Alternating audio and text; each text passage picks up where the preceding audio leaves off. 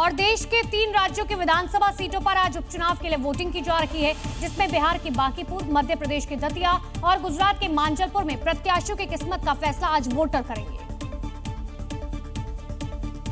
वहीं इस उपचुनाव में सबसे ज्यादा नजर लोगों की बिहार की बांकीपुर सीट पर टिकी है, जहां जनसुराज और आरजेडी के बीच त्रिकोणीय मुकाबला है और सभी अपनी जीत के दावे पेश कर रहे हैं। हालांकि 3 अगस्त को नतीजे आने के बाद सब कुछ साफ हो जाएगा। बांकीपुर उपचुनाव से ठीक पहले जनसुराज पार्टी के संस्थापक प्रशांत किशोर की पटना के जक्कनपुर थाने में थाना प्रभारी ऋतुराज सिंह के साथ तीखी बहस हुई और हंगामा हुआ। इस दौरान प्रशांत किशोर ने पुलिस पर उनके कार्यकर्ताओं को अवैध रूप से हिरासत में लेने का आरोप लगाया। पुलिस प्रशासन बिल्कुल एक तरफा होकर कोशिश कर रही है कि भैया सिर्फ भाजपा को वोट। वहीं दूसरी तरफ कांग्रेस और बीजेपी के बीच सीधी टक्कर है। पिछले चुनाव में कांग्रेस ने बीजेपी के कद्दावर नेता नरोत्तम मिश्रा को यहां से हराया, लेकिन कांग्रेस विधायक राजेंद्र भारती को कोर्ट से सजा मिलने के बाद ये सीट खाली हुई।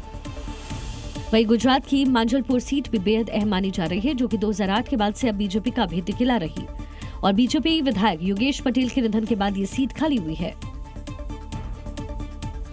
असम और गुजरात में आसमानी आफत ने ऐसा कहर बरपाया कि जनजीवन बेहाल हो गया। कई इलाके भीषण बाढ़ की चपेट में आ गए, जिससे लोगों की परेशानियां बढ़ गई। सड़कों पर सैलाब का मंजर, नदियों में आई बाढ़ और घरों में घुसा पानी। दिल दहला देने वाली ये तस्वीरें असम के अलग अलग इलाकों की है, जहां कुदरत ने ऐसा कहर बरपाया कि चारों तरफ पानी ही पानी हो गया। वहीं असम में आसमानी आफत के चलते मरने वालों का आंकड़ा भी बढ़ गया। बाढ़ और बारिश की चपेट में आने से अब तक तकरीबन 80 लोगों की मौत हुई, जबकि 3,32,000 से ज्यादा लोग इससे प्रभावित हुए।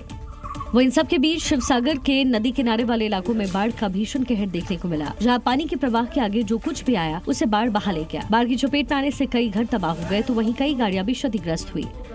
वहीं गुजरात के कई इलाके भी भीषण बाढ़ की चपेट में हैं। बीते दिनों हुए लगातार बारिश के चलते लोगों की परेशानी बढ़ी हुई है। फिलहाल लोगों को अभी राहत की उम्मीद नहीं है।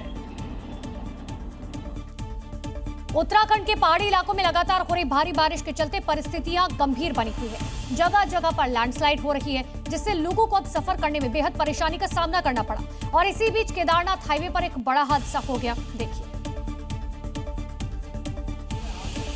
दरअसल ये हादसा उस वक्त हुआ जब केदारनाथ हाईवे से होकर के चारधाम यात्रा से श्रद्धालु गुजर रहे थे।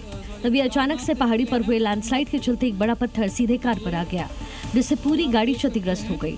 हालांकि इस हादसे में कोई घायल नहीं हुआ। हाल आप देख सकते हैं, इतना बड़ा पत्थर। हालांकि लोग बच गए हैं यहाँ पे, क्योंकि गाड़ी में कोई नहीं था, सिर्फ ड्राइवर था।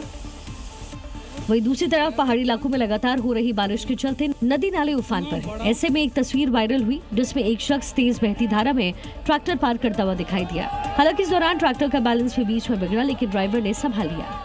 वहीं इस पूरे मामले का संज्ञान लेते हुए पुलिस ने लोगों से सावधानी बरतने की अपील की, साथ ही नदी और नालों से दूर रहने को कहा है।